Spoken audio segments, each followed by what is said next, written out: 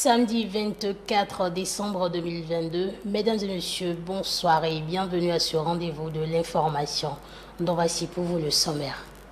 Tous les partis politiques en lice pour les législatives de janvier 2023 affûtent leurs armes sur le terrain. Chacun, en ce qui le concerne, galvanise sa troupe pour une victoire au soir du 8 janvier 2023.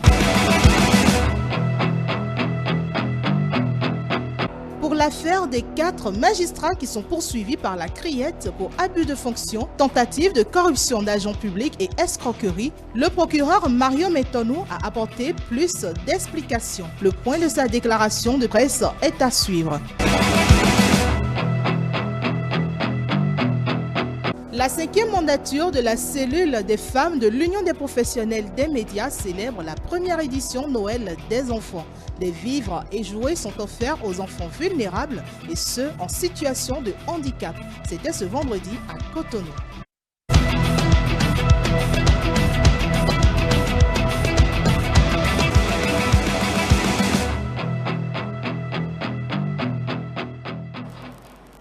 À nouveau, bonsoir si vous nous rejoignez.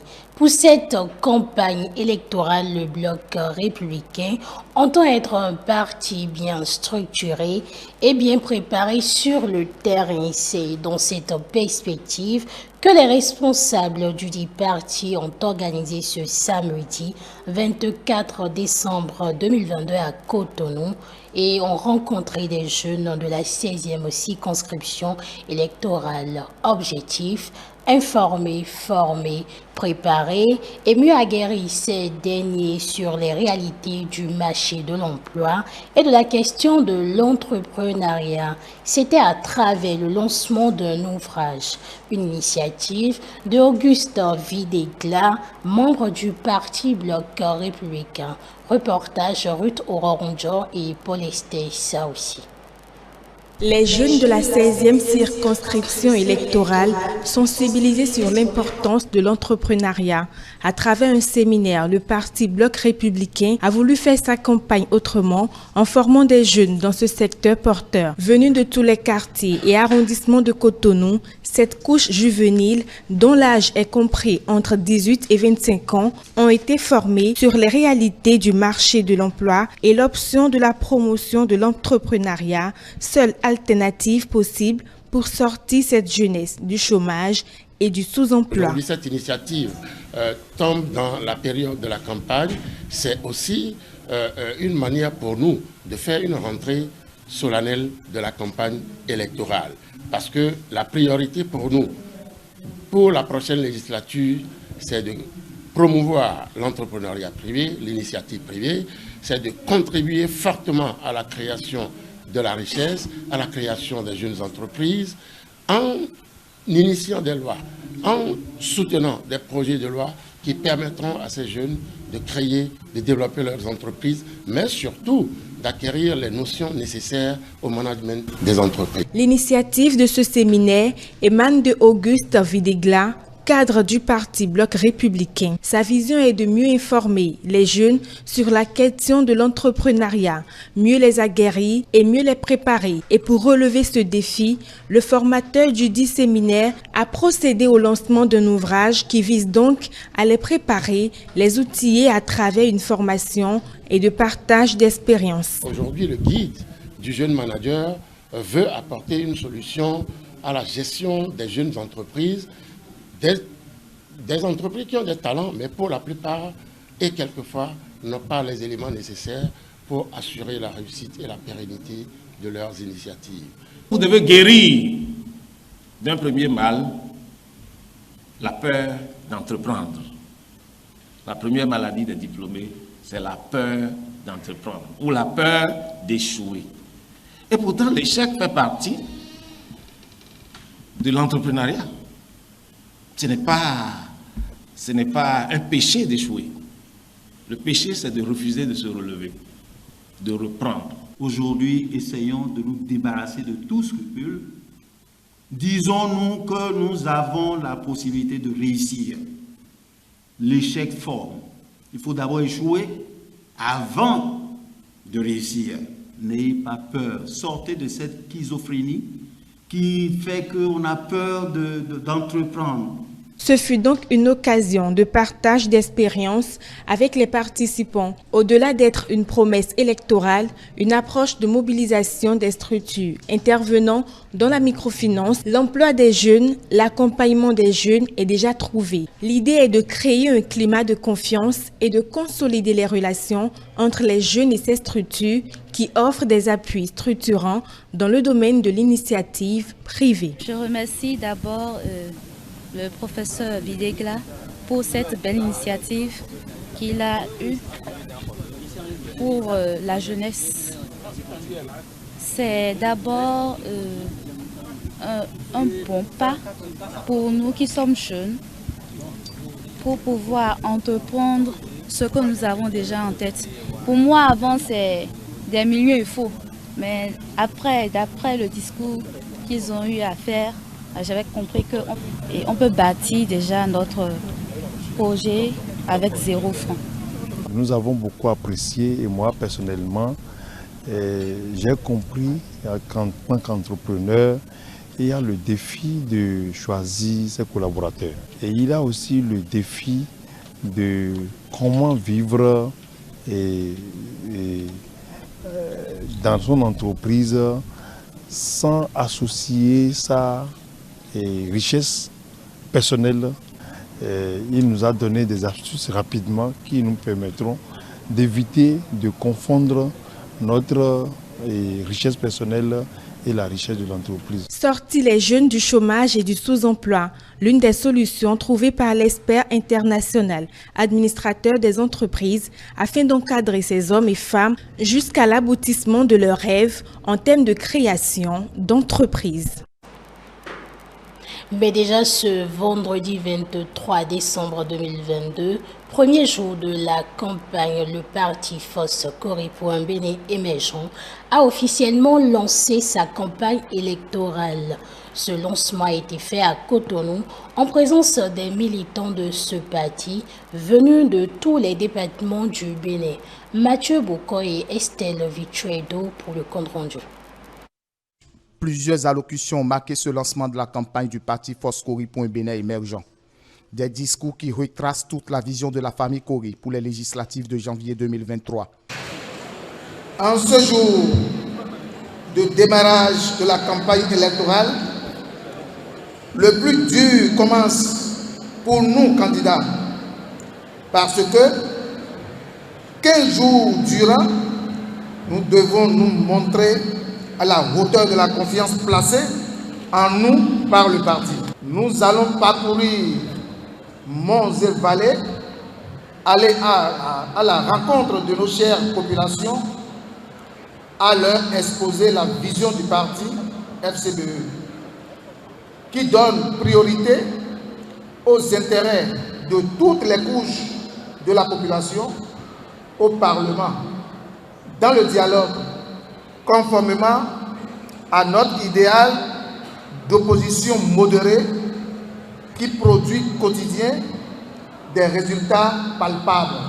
Procédant au lancement de cette campagne, les responsables du parti Force Corée pour un Bénin émergent ont annoncé aux militants que la prochaine législature sera innovante et tournée vers le peuple. Nous avons constaté une rupture, une déconnexion entre le peuple et les soi-disant représentants de ce peuple. Il est question maintenant d'opter pour un changement dans la gestion du pouvoir législatif afin de permettre à tout Béninois de se reconnaître à travers les interventions de ceux-là qui seront élus désormais pour représenter ce peuple. Voici pourquoi FCBE a choisi comme credo une assemblée nationale du peuple pour le peuple. Nous n'allons pas dire que nous allons maintenir le cap, mais nous allons réorienter le cap. C'est de ça qu'il s'agit. En plaçant au cœur de toutes nos interventions les intérêts du peuple et surtout des couches sociales défavorisées. Nous n'avons pas positionné au hasard nous avons véritablement étudié chacun. Il ne s'agira pas d'aller à l'Assemblée, d'espérer les dessous de table et de ne pas voter comme le peuple l'aurait souhaité. Le top vient d'être donné par la FCBE qui entend multiplier ses actions sur le terrain pour décrocher plus de 50% de sièges à l'Assemblée nationale.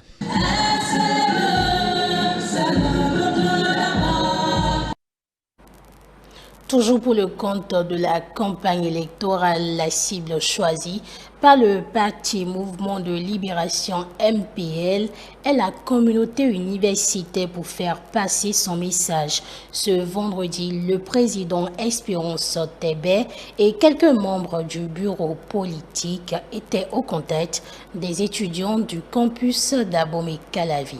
Mathieu Bokor et Estelle Vichuedo.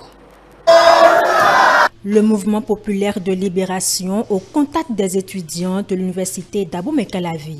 C'est une rencontre qui entre dans le cadre de la campagne comme temps pour les législatives de 2023. Les responsables du dit parti ont échangé avec les étudiants sur plusieurs questions socio-économiques. Tout le monde, vous n'êtes pas boursier, vous n'avez pas des allocations universitaires. Tout au moins, est-ce qu'on ne peut pas mettre des points sur le campus où vous avez l'Internet à haut débit pour faire vos recherches et pouvoir étudier en toute sérénité? Ça fait partie des points que les députés que vous allez choisir parmi nous là, on va défendre en tout premier. Ça fait partie des conditions de vie et de travail dont j'avais parlé tantôt. En même temps qu'on est en train de faire asphaltage, on doit courir au plus vite pour vous faire les amphis aussi jolis que les routes. La jeunesse reste la priorité du parti MPL. C'est d'ailleurs pourquoi cette prise de contact avec les étudiants s'avère nécessaire, martèle Espérance Tébé. En un mot, le social dont on a parlé là, c'est sur le campus que ça doit commencer. C'est ici que les gens souffrent le plus. C'est ici que ça doit commencer. Et donc pour ça, vous avez besoin forcément, absolument le 8 janvier, d'aller choisir vos camarades qui iront vous représenter à l'Assemblée. Convaincus que leurs messages ont eu un écho favorable, les responsables du parti s'engagent à poursuivre dans cette dynamique pour qu'au soir du 8 janvier 2023, MPL puisse siéger à l'Assemblée nationale.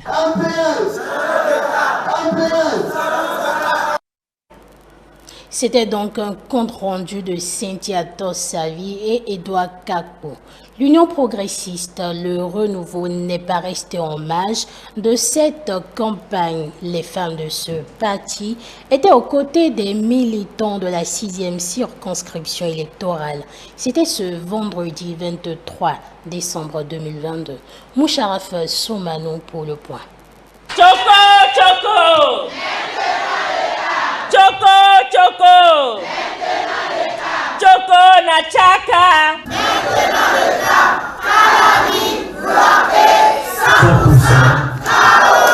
Applaudissez pour vous-même. Les femmes d'Abomey-Calavi en complicité avec les hommes de la même région pour une victoire totale de l'Union progressiste Le Renouveau dans la 6e circonscription électorale. S'arroger les 8 sièges sur 8 au soir du 8 janvier 2023 reste le leitmotiv de la titulaire du parti, représentée par un baobab ensoleillé dans cette circonscription. J'invite toute la population du Bénin à voter la liste Union progressiste Le Renouveau. C'est la liste de l'espoir, c'est la liste de l'espérance. Pour réussir cette mission, une seule et simple procédure à adopter ce jour dans les bureaux de vote. Pour voter la liste Union progressiste, il suffit de se rendre au centre de vote le 8 janvier prochain. Un spécimen comme celui-ci, le bulletin de vote, vous sera remis comme ce spécimen et on prendra le cachet qu'on va poser sur le logo de l'Union progressiste que je présente avec mon doigt. Après ça, on souffle un peu dessus et on plie du côté où nous n'avons rien. Alors, on plie ce côté-là, comme ceci.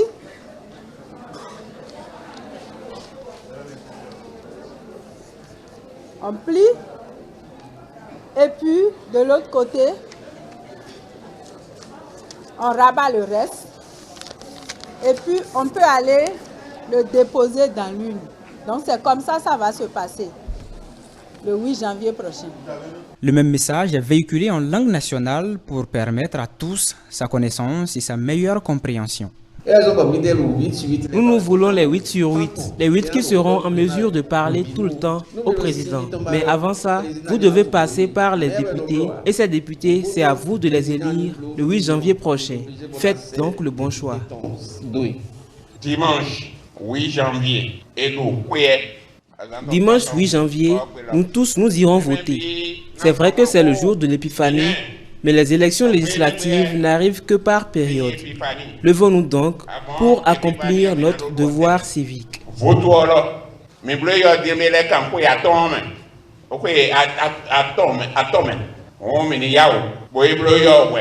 Faut-il le préciser, la 6e circonscription électorale est la plus pourvue en sièges et elle comprend les villes d'Abomey-Calavi, de Soava et de Zé. Il faut dire que c'est encore calme à Parakou, deuxième jour de la campagne électorale dans le cadre des élections législatives de janvier 2023. En dehors de quelques panneaux et affiches des partis, pas de grand mouvement c'est le constat fait ce samedi et retallé par nos reporters. C'est un démarrage timide de campagne électorale à Parakou. Pas de grand regroupement observé pour cette cause. Seulement les affiches du premier jour flottent dans les rues pour quelques partis ou encore quelques rares affiches dans certaines concessions. Question de stratégie peut-être bien, mais les partisans de certains partis ont conscience que tout doit se dérouler dans la paix. Beaucoup de choses se font dans le cadre de l'occupation du terrain. Les langages, beaucoup de choses se font pour que la campagne puisse se passer très bien et que ça soit vraiment une période de fête, puisque c'est d'abord une période de fête, que tout se passe avec stratégie, avec efficacité, mais surtout dans la paix. On n'a pas besoin de déchirer les affiches de l'autre, de critiquer les autres avant de mener une très bonne campagne. Et notre présidente, elle accorde prix à ce comportement. Et donc, j'exhorte tous les militantes et militants de savoir que c'est d'ailleurs une période de fête et que toute élection doit être aussi une période de fête. Et par conséquent, il faut que tout se passe très bien dans la paix. Et nous allons y veiller en tant que candidate et pour que tout se passe dans la paix. Cela va dans l'intérêt de tout le monde. Nous demandons à nos militants, quelle qu'en soit ta qualité de militantisme, quel qu'en soit là où tu résides, de faire tout possible pour aller dans la paix, dans le calme. Cette élection, nous la voulons dans une ambiance festive, parce que c'est notre première participation. Nous demandons à nos militants d'aller dans le calme, même si quelqu'un te provoque, de tout faire pour ne pas répondre aux provocations. Un meeting de lancement du bloc républicain était annoncé ce samedi. Rencontre reportée, mais elle aura lieu bientôt, confirme ce matin l'un des ténors du parti. De quoi changer l'ambiance de campagne assez calme pour ce début dans le cadre des législatives du 8 janvier prochain. Tout un autre registre à présent. 4 magistrats poursuivis par la criette pour abus de fonction, tentative de corruption d'agents publics et escroquerie. 2 d'entre eux sont sous mandat de dépôt après une enquête qui fait suite à une plainte d'une justiciable relative à des faits présumés de tentative d'extorsion de fonds. Il faut dire que selon les explications du procureur spécial de la criette qui a fait une déclaration de presse ce vendredi 23 décembre 2022, les faits remontent au 7 décembre 2022. Je vous invite à suivre un extrait de la déclaration de Mario Metono. Le 7 décembre 2022, le garde des Sceaux a reçu la plainte d'une justiciable relative à des faits présumé du trafic de tentatives d'extorsion de fonds en lien avec une procédure judiciaire en cours. L'intéressé y expose que son époux poursuivi comme elle-même en flagrant délit par devant le tribunal de première instance de première classe de Cotonou, est détenue depuis le 21 novembre 2022 dans des faits d'abus de confiance portant sur la somme de francs CFA 84 millions. Dans cet établissement pénitentiaire, son époux a été approché par un autre détenu qui lui a fait la promesse de mettre à contribution son réseau dans le milieu judiciaire pour lui obtenir une remise en liberté de la première évocation de son dossier à l'audience du 7 décembre 2022. Dans cette optique, ce dernier a fait appel à une intermédiaire qui s'est rendue à la prison civile de Cotonou. L'intermédiaire a exigé le versement d'une somme de francs CFA de 150 000 destinée à organiser un déjeuner au profit des magistrats en charge de la procédure. Elle devait profiter de ce déjeuner pour négocier la libération. Mais à part cette somme, le détenu devait lui verser 4 millions de francs CFA à remettre au magistrat pour sceller l'affaire. La somme de 250 000 francs a été effectivement versée. Par contre, sur les 4 millions de francs CFA exigés par les magistrats, le détenu n'a pu réunir qu'1 million de francs CFA. En recevant cette somme, l'intermédiaire aurait manifesté son mécontentement et aurait indiqué que le dossier serait renvoyé jusqu'au paiement intégral.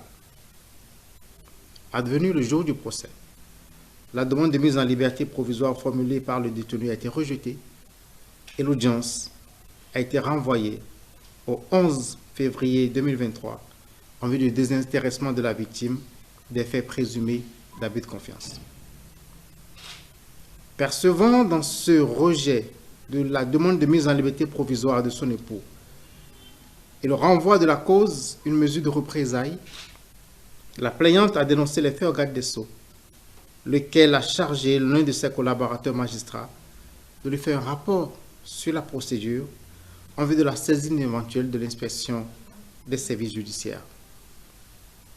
Le collaborateur, après avoir pris connaissance du dossier, aurait suggéré à la plaignante de mobiliser, afin d'obtenir la libération de son époux, la somme de francs CFA 60 millions. Et cette somme devait être répartie ainsi qu'il suit. 53 millions de francs CFA pour désintéresser la victime, 7 millions de francs CFA pour les collègues magistrats en charge de la procédure. Vu la gravité de ces faits, nous avons ouvert une enquête qui a mis en cause 4 magistrats dont il s'avère sont 3 sont des proches de l'intermédiaire. Présentés à notre parquet au thème d'une enquête, l'intermédiaire ainsi que le détenu l'ayant mis en contact avec l'époux de la plaignante ont été placés sous mandat de dépôt, en même temps que les 2 magistrats. Les 2 autres magistrats sont poursuivis sans mandat. Mandature de la cellule des femmes de l'Union des professionnels des médias célèbre la première édition Noël des enfants. La session départementale du littoral de cette cellule a fait des dons de vivres et de jouets aux enfants vulnérables et ceux en situation de handicap du 5e arrondissement de Cotonou. La cérémonie de remise a eu lieu ce vendredi 23 décembre à Cotonou. Reportage Angèle Toboula. C'est le centre de promotion sociale de Saint-Cécile dans le 6e arrondissement de Cotonou qui a abrité cette fête de Noël inclusive. Une organisation de la cellule des femmes de l'Union des professionnels des médias du Bénin, session littorale. Les organisateurs, sous la coupole de la coordonnatrice nationale, ont réussi cette première édition grâce à l'accompagnement de toutes les femmes des médias de ce département. Nous avons pour habitude de célébrer la Noël pour les enfants des professionnels des médias du Bénin. Une activité sous la coupole duquel on le fait avec l'UPMB.